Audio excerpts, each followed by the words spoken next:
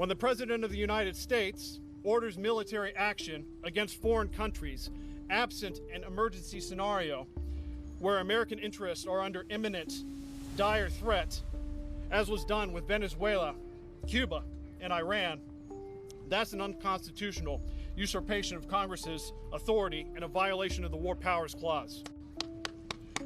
These violations resulted in the deaths of 13 service members and injuries of hundreds more.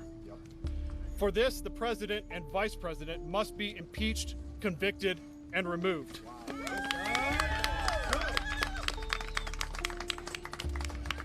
When the President of the United States grants an unelected mega donor sweeping authority to shut down large swaths of our federal government, along with unrestricted access to our government databases, that's an unconstitutional circumvention of Congress's advise and consent authority under the Appointments Clause and Congress's power of the purse under the Appropriations Clause. These violations exposed every American's personal sensitive data to leaks and exploitation, illegally terminated tens of thousands of federal civil servants, and crippled support for Americans for medical care and disaster preparedness, and by far most tragically, resulted in the deaths of hundreds of thousands of the world's most impoverished people with inhumanely abrupt cessation of U.S. aid. For this, the President and Vice President must be impeached, convicted, and removed.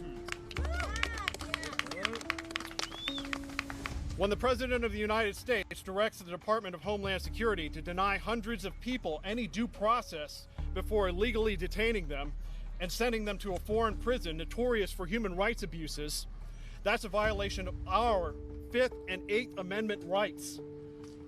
Most people sent to CCOT never committed any violent crimes in their entire lives, but are being defamed as violent criminals to this day as a pretext for the torture they suffered in El Salvador, paid for with U.S. taxpayer dollars. For this, the President and Vice President must be impeached, convicted, and removed.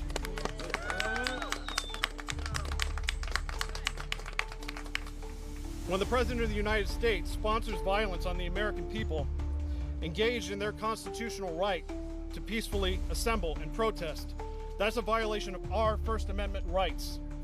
Pastors praying for DHS agents violently attacked without provocation, a legal observer losing an eye after being shot with a non-lethal by an ICE agent, a woman attempting to follow chaotic and contradictory DHS agent instructions fatally gunned down, a subdued man that posed no threat fatally shot after having his unbrandished firearm removed, with statements by high-ranking cabinet members also violating our Second Amendment rights.